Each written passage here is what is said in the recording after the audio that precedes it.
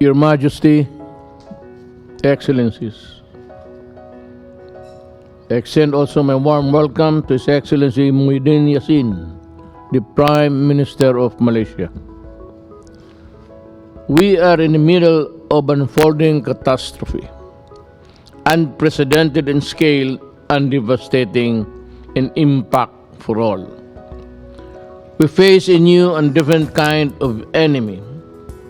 In the most visceral way, COVID-19 is upending the totality of our way of life, and this virus threatens to exact the highest tolls on our people and our economies. We are forced to impose drastic measures to address this pandemic. We ask our people to distance from each other and stay home. We reduce social economic activities to the barest minimum, and we close our borders, creating barriers for mobility and trade. These immediate responses, while necessary, could drive our societies and larger international community further apart. And yet, an effective strategic response requires that we come together and cooperate even more.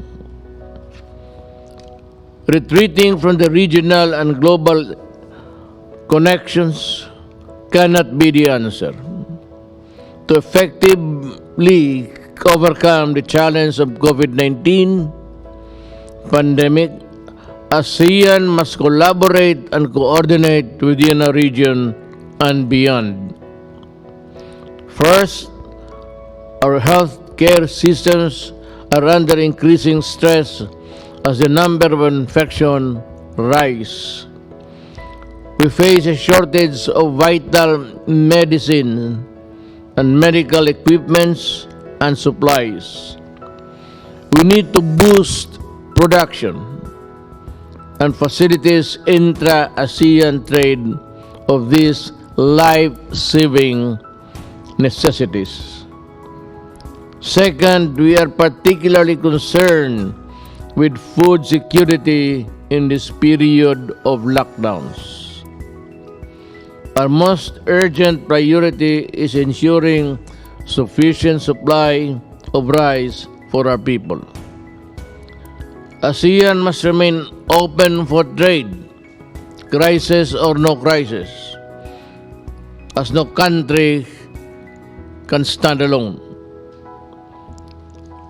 Let us thus therefore ensure that the supply chain connectivity and the smooth flow of goods within our reach.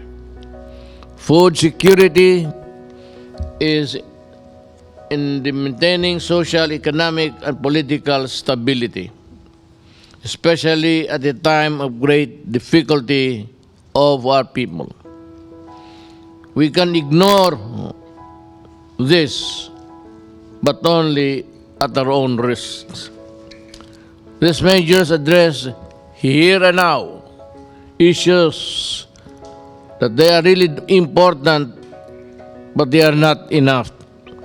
We have to look ahead, and this brings me to the third point.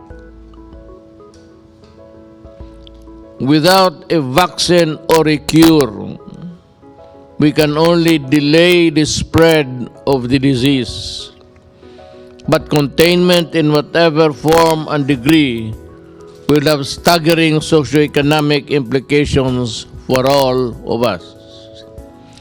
It is therefore imperative that we support vaccine and research and development initiatives.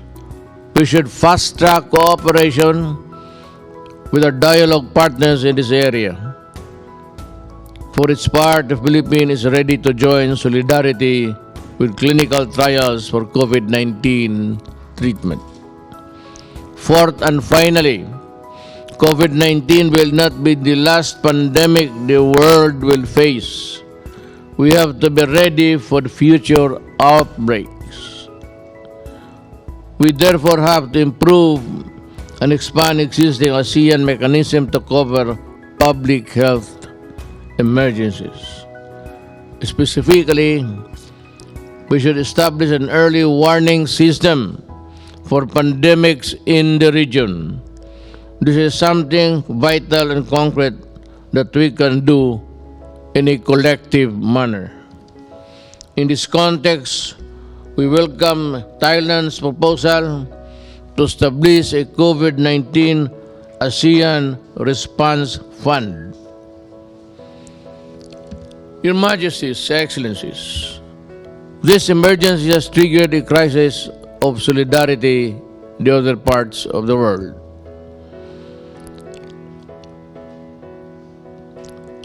As we always have in time of great challenges, ASEAN stands in unity, mutual assistance, and confidence in our collective unity.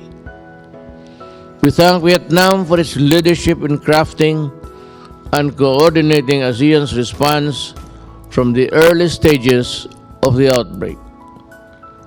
We appreciate the generosity and support of our brothers and sisters in ASEAN, particularly Brunei, Jerusalem, and Singapore, for the timely assistance. I take this opportunity to convey our deepest gratitude, the gratitude of the Filipino people. Our present challenge transcends borders and exempts no one. Regardless of how we handle the crisis within our respective territories, we can only be truly safe if we defeat this virus everywhere. Let us therefore strengthen our networks of solidarity and cooperation. Let us surmount this crisis together. Thank you.